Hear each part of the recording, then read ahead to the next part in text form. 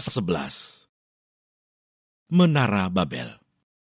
Adapun seluruh bumi satu bahasanya dan satu logatnya. Maka berangkatlah mereka ke sebelah timur dan menjumpai tanah datar di tanah Sinear. Lalu menetaplah mereka di sana. Mereka berkata seorang kepada yang lain, "Marilah kita membuat batu bata dan membakarnya baik-baik." Lalu bata itulah dipakai mereka sebagai batu dan tergala-gala sebagai tanah liat. Juga kata mereka, "Marilah kita dirikan bagi kita sebuah kota dengan sebuah menara yang puncaknya sampai ke langit. Dan marilah kita cari nama, supaya kita jangan terserak ke seluruh bumi."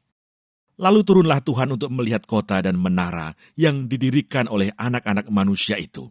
Dan ia berfirman, "Mereka ini satu bangsa dengan satu bahasa untuk semuanya. Ini barulah permulaan usaha mereka. Mulai dari sekarang apapun juga yang mereka rencanakan, tidak ada yang tidak akan dapat terlaksana. Baiklah kita turun dan mengacau balaukan di sana bahasa mereka, sehingga mereka tidak mengerti lagi bahasa masing-masing." Demikianlah mereka diserakkan Tuhan dari situ ke seluruh bumi, dan mereka berhenti mendirikan kota itu. Itulah sebabnya sampai sekarang, nama kota itu disebut Babel, karena disitulah dikacau balaukan Tuhan, bahasa seluruh bumi, dan dari situlah mereka diserakkan Tuhan ke seluruh bumi. Keturunan Sem. Inilah keturunan Sem.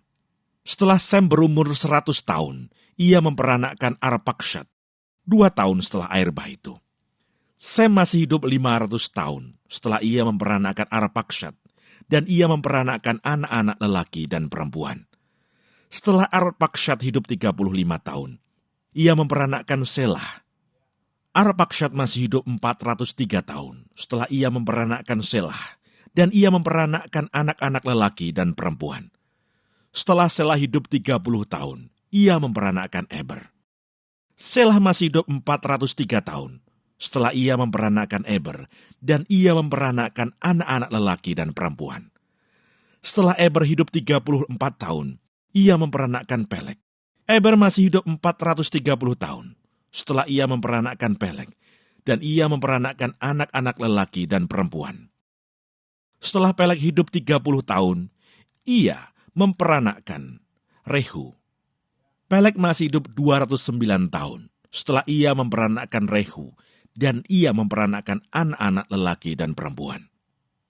Setelah Rehu hidup 32 tahun, ia memperanakkan Seruh. Rehu masih hidup 207 tahun setelah ia memperanakkan Seruh, dan ia memperanakkan anak-anak lelaki dan perempuan. Setelah Seruh hidup 30 tahun, ia memperanakkan Nahor. Seruh masih hidup 200 tahun setelah ia memperanakkan Nahor, dan ia memperanakkan anak-anak lelaki dan perempuan. Setelah Nahor hidup 29 tahun, ia memperanakkan Terah. Nahor masih hidup 119 tahun setelah ia memperanakkan Terah, dan ia memperanakkan anak-anak lelaki dan perempuan. Setelah Terah hidup 70 tahun, ia memperanakkan Abram, Nahor, dan Haran. Daftar keturunan Terah. Inilah keturunan Terah.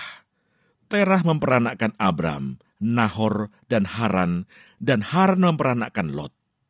Ketika Terah, ayahnya masih hidup, matilah Haran di negeri kelahirannya, di Ur-Kasdim. Abram dan Nahor kedua-duanya kawin. Nama istri Abram ialah Sarai, dan nama istri Nahor ialah Milka. Anak Haran, ayah Milka dan Yiska. Sarai itu mandul, tidak mempunyai anak. Lalu Terah membawa Abram, anaknya, serta cucunya Lot, yaitu anak Haran, dan Sarai, menantunya, istri Abram, anaknya. Ia berangkat bersama-sama dengan mereka dari Ur-Kasdim untuk pergi ke tanah Kanaan. Lalu sampailah mereka ke Haran dan menetap di sana. Umur Terah ada 205 tahun. Lalu ia